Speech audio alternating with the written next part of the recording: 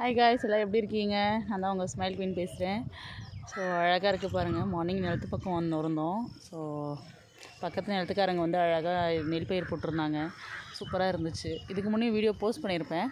So இப்போ பாருங்கள், இன்னும் அழகாக இருக்குது. தண்ணி கட்டிட்டு தண்ணி பாய்ச்சிருக்கிறதுக்கு அதுக்கும் அந்த மரத்தோட நிழல்கள், அதுக்கப்புறம் தண்ணி, நெல் பயிர் எல்லாம் வந்து அழகாக இருக்க பாருங்களேன். கண்ணாடி மாதிரி இருக்குது பாருங்கள். சூப்பராக இருக்குது இல்லைங்களா? ஸோ நான் பார்த்து ரசிக்கிறோம், நீங்களும் பார்த்து ரசிங்க. மார்னிங் டைமில் இதெல்லாம் பார்த்தா ரொம்ப நல்லா இருக்கு இல்லையா, இயற்கையை பார்த்தா. ஸோ அதுக்காக வந்து இந்த வீடியோ போஸ்ட் பண்ணுறவங்களுக்காக.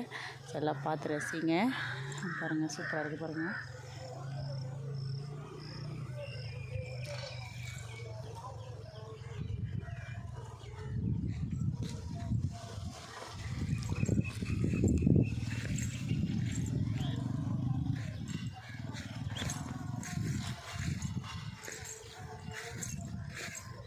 அழகாக ஃபுல்லாக நீட்டுக்குமே நெல் போட்டிருக்காங்க. அது வாழை இது தென்னும்.